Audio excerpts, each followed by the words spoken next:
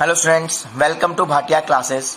आज हम लोग आ गए हैं बेटा लेक्चर नंबर 5 पे, क्लास 11 का chapter number 5 that is states of matter.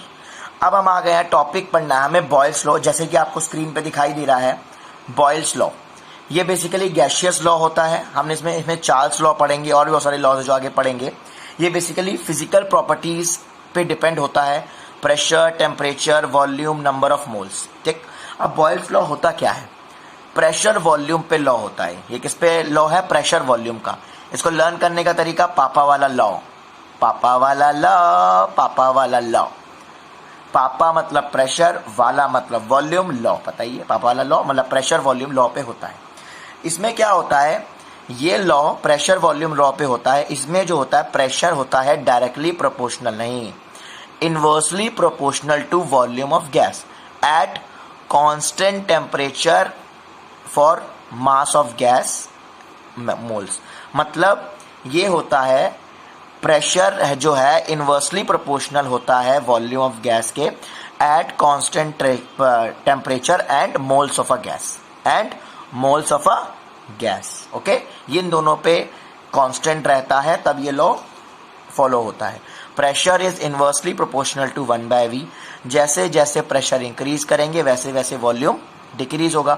और पहले भी आप लोगों ने एक चीज पढ़ी है कि अगर मान लीजिए मैंने एक चैम्बर ले लिया, एक एग्जांपल लेता हूं, मैंने एक चैम्बर लिया, चैम्बर में मैंने गैस डाल दी, उसको मैंने पिस्टन लगा दिया और पिस्टन का प्रेशर दे रहा हूं, पीए मिल रहा है उसको।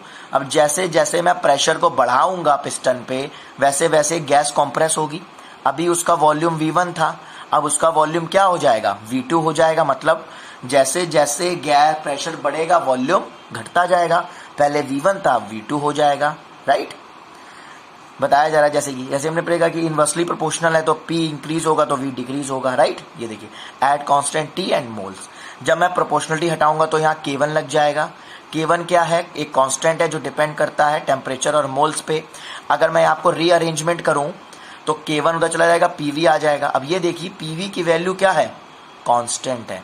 जैसे जैसे वॉल्यूम कम हो रहा है प्रेशर कम हो रहा है। ध्यान समझिएगा, as P increases V decreases. जब P डिक्रीज होगा V इंक्रीज होगा, बट उनका जो प्रोडक्ट होगा PV का जो प्रोडक्ट होगा, अलग अलग तो मैंने बता दिया इंक्रीज डिक्रीज, लेकिन जो उनका मल्टीप्लीकेशन प्रोडक्ट होगा वो हमेशा कांस्टेंट रहेगा, वो हमेशा कांस्टेंट रहेगा। आइए देखते हैं। जैसे कि मैंने बोला कि मेरे पास प्रेशर 2 atm है, गैस मैंने ऑक्सीजन ले ली, टेम्परेचर 298 केल्विन कांस्टेंट है 1 मोल के लिए, वॉल्यूम है 100 लीटर। मान लीजिए K1। अब देखिए, अब मेरे पास देखिएगा कि एक लाइन लिखी है एनसीईआरटी में, बोला गया है कि जो प्रेशर है, प्रेशर जो है it is observe that when pressure is double the volume become half. NCERT में एक लाइन लिखी है, ये याद कर लीजिएगा कि जैसे जैसे प्रेशर, अगर प्रेशर डबल कर दिया जाए तो वॉल्यूम उसका आधा हो जाता है, वॉल्यूम उसका आधा हो जाता है। ठीक है, अब कैसे होता है आइए जानते हैं। जैसे कि यहां पर मैंने P1 ले लिया, मेरे पास प्रेशर था 2 atm। ठीक है, प्रेशर अगर मेरे पास 2 atm था, वॉल्यूम था 100। राइट, तो मेरे पास ये कांस्टेंट कितना आ जाएगा? 200 आ जाएगा। P इंटू V कर देंगे। अगर मैंने आपका प्रेशर 4 atm ले लिया, अगर मैंने आपका प्रेशर डबल कर दिया जस्ट, तो वॉल्यूम आपका आधा हो जाएगा 50 atm। लेकिन PV का जो प्रोडक्ट है वो कांस्टेंट रहेगा। K1 कितना? 200 आ रहा है ना, 4 इंटू 50 करेंगे 200 आएगा ना। यस, अब मैंने 8 कर दिया, डबल कर दिया फिर से, तो वॉल्यूम आपका क्या हो जाएगा? जस्ट आधा, 100 ml था उसका 25 हो जाएगा। लेकिन हमारा K1 कितना आ रहा है? यहाँ पर 200 आ रहा है ना नॉर्मल का, तो हर जगह देखो 8 इंटू 25 करेंगे 200 आएगा। तो हर जगह K1 प्रोडक्ट PV का कांस्टेंट रहेगा। ठीक है, PV का प्रोडक्ट कांस्टेंट रहेगा। ओके, ये बात ध्यान रखिएगा। अब जैसे मैंने यहाँ पर P ले लिया 10 atm, तो वॉल्यूम 20 लीटर। कैसे हुआ ये आपको समझना है। देखिए हमारे पास पहले मैंने P क्या लिया था? 2 atm था और वॉल्यूम था मेरे पास 100 ml। राइट, अब मेरे पास मुझे बताना है कि अगर प्रेशर मैंने 2 atm था स्टार्टिंग में, तो मेरा ये 200 ml आ रहा था। राइट, मेरा ये 200 ml आ रहा था। अब मुझे बोलना है कि अगर मेरा प्रेशर 10 atm है तो K1 मेरा 200 आना चाहिए, हर जगह सेम था, तो मेरा वॉल्यूम कितना आना चाहिए था? 20 आना चाहिए। तो 20 इंटू 10 करेंगे 200 आएगा। स्टार्टिंग में देखिए जो पहला K आया है उसके जब चेंज करते जाएंगे वैल्यू तो के हमेशा सेम रहेगा। तो 200 आ रहा था, तो अगर मैंने प्रेशर को 10 atm कर दिया तो वॉल्यूम मेरा क्या आना चाहिए 20। क्यों? क्योंकि मुझे कांस्टेंट 200 चाहिए, राइट। हर जगह के कांस्टेंट रहता है, ये बात ध्यान रखिएगा हमेशा। अब इससे एक रिलेशन मिला मुझे कि अगर इनिशियली गैस का प्रेशर P1 है, वॉल्यूम V1 है, तो K1 equals to P1 V1 हो जाएगा। और फाइनली अगर प्रेशर P2 है और वॉल्यूम V2 है तो ये कांस्टेंट सेम रहेगा। ये बात समझनी है, ये बताया तो मैंने अभी, पीवी का प्रोडक्ट हर जगह सेम रहता है तो ये भी K1 रहेगा, बट ये चेंज हो जाएगा P2 V2। तो ये दोनों कंपेयर कर देंगे तो P1 V1 equal to P2 V2 आ जाएगा। तो इसको रीअरेंज कर दीजिए, P1 ये लिखा है, P2 नीचे आ गया, V1 V2 के नीचे V1 आ गया, ये फॉर्मूला बन गया मेरे पास। ठीक, इतनी बात समझ में आ गई होगी आपको। अब ग्राफ बता देता हूं मैं आपको, एक ग्राफ बहुत इंपॉर्टेंट है इसमें। अब यहां पर लिखा ग्राफ आइसोथर्म ग्राफ, सच ग्राफ और plots that have constant temperature.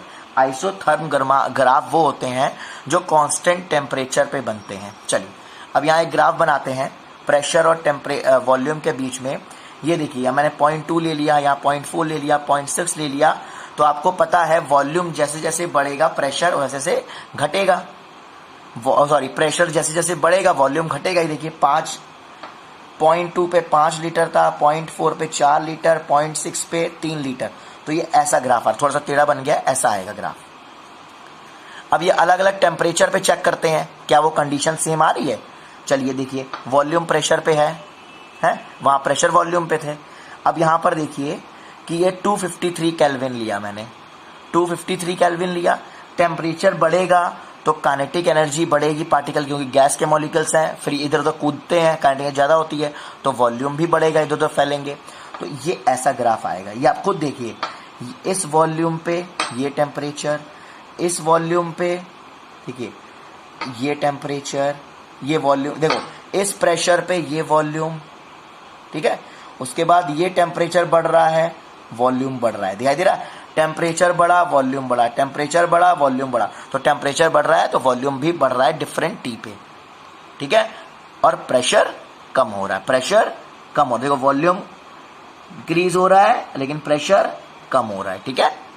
ये बात ध्यान रखिएगा।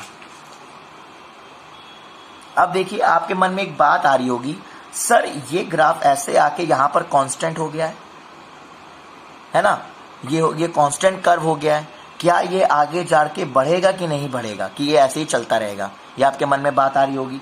तो बेटा बात ये है, ये आगे जाके एक टाइम बाद वॉल्यूम फिर से इंक्रीज होने लगेगा। पहले आपका प्रेशर इंक्रीज हो रहा था। देखिए क्या होता है, जब प्रेशर बढ़ता है फिर प्रेशर इतना बढ़ जाता है कि वॉल्यूम फिर कांस्टेंट हो जाता है। फिर अगर वो प्रेशर धीरे धीरे और बढ़ेगा तो वॉल्यूम फिर बाद में इंक्रीज होने लगता है। कैसे, आइए देखते हैं। देखिए जैसे जैसे P बढ़ेगा वॉल्यूम घटेगा, बट कांस्टेंट वॉल्यूम एक पॉइंट के बाद होगा। देखिए at a certain pressure when the pressure is increase further no change और no decrease in volume is observed. मतलब प्रेशर इंक्रीज करते जाएंगे लेकिन एक ऐसा पॉइंट आएगा जब प्रेशर बढ़ाएंगे तो वॉल्यूम में चेंज नहीं आएगा। इसी को बोलते हैं कांस्टेंट कर्व। अब रीजन देखिए क्या है, जैसे कि मान लीजिए ये पार्टिकल है, दूर दूर है ना, मॉलिक्यूल दूर दूर है। जैसे मैं प्रेशर बढ़ाऊंगा इसका वॉल्यूम कम होगा, पार्टिकल क्लोज आएंगे। फिर प्रेशर बढ़ाऊंगा फिर वॉल्यूम कम होगा, पार्टिकल और पास आएंगे। फिर प्रेशर बढ़ाऊंगा वॉल्यूम, अब वॉल्यूम क्या होगा, वॉल्यूम में कोई चेंज नहीं आएगा, पार्टिकल और पास नहीं आएंगे, वो अब दूर जाना चाहेंगे। जैसे कि मैंने अभी आपको पीछे एक चीज बताई थी,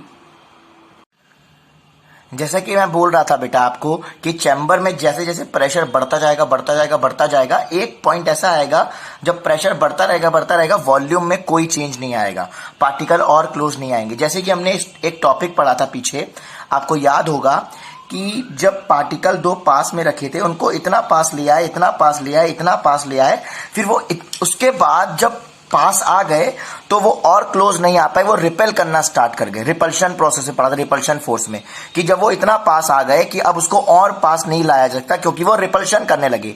उनका जो इलेक्ट्रॉन क्लाउड है वो एक दूसरे दूर भागने लगा, और उनका पॉजिटिव न्यूक्लियस भी रिपेल करने लगा। तो ये वही चीज है, ज्यादा प्रेशर बढ़ा दिया, एक हद तक बढ़ा दिया भैया, अब भैया वॉल्यूम में कोई चेंज नहीं आएगा, वॉल्यूम अब कांस्टेंट है, अब पार्टिकल पास में नहीं आएंगे। जैसे रिपल्शन, अब वो एक दूसरे को दूर फेंकने लगे, भैया अब दूर जाओ, मेरे से ताकत नहीं है पास आने की। अब वो दूर हटेगा, दूर जाएगा, दूर जाने की कोशिश करेगा। ठीक है, तो यही चीज है। देखिए पीवी उनके प्रोडक्ट और प्रेशर का ग्राफ हमेशा ऐसे कांस्टेंट रहेगा। कैसे रहेगा? ऐसे कांस्टेंट रहेगा। ओके, तो ये चीज आपको समझनी है, इंपॉर्टेंट। Okay right. अब देखिए जैसे ये मैंने आपको बताया था, ये P क्या है K1/V, V क्या है K1/V, फॉर्मूले को रीअरेंज वाला। ठीक, अब इसकी प्रैक्टिकल इंपॉर्टेंस क्या है, बॉयल्स लॉ की प्रैक्टिकल इंपॉर्टेंस क्या है, जान लीजिए पॉइंट। हमें पता है density equal to mass upon volume होता है।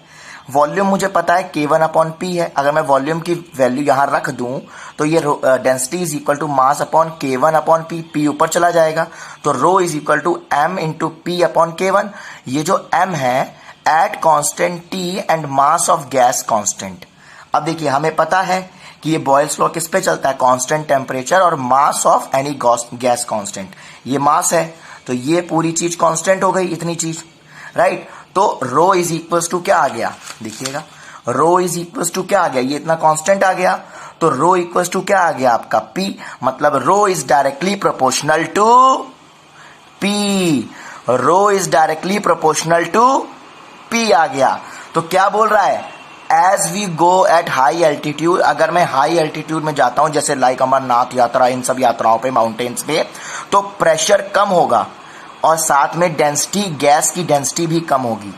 डेंसिटी कम होगी जिसकी वजह से हमें ऑल्टीट्यूड सिकनेस होगी, मसल फटीग होगा, हमारी अंदर रेड ब्लड सेल कम हो जाएंगे, हमें सर दर्द होने लगेगा, अनकॉन्शियस हो जाती है, क्योंकि जब गैसेस डाइल्यूट ही नहीं हो पाएंगी अच्छे से, हमारी बॉडी में घुल ही नहीं पाएंगी, हमें ऑक्सीजन, कार्बन डाइऑक्साइड मिल ही नहीं पाएगी, ना ऑक्सीजन मिल पाएगी, तो इससे क्या होगा, कंसंट्रेशन उनका सही से नहीं मिल पाएगा, क्योंकि डेंसिटी गैसेस की कम हो गई, प्रेशर कम हुआ, तो इस वजह से ये प्रॉब्लम आने लगती है, ऑल्टीट्यूड सिकनेस। ये इसका प्रैक्टिकल एग्जाम्पल है। ओके, आई होप कि आपको पॉइंट समझ में आए होंगे। कोई भी डाउट हो will discuss. Till then bye bye, take care, have a nice day.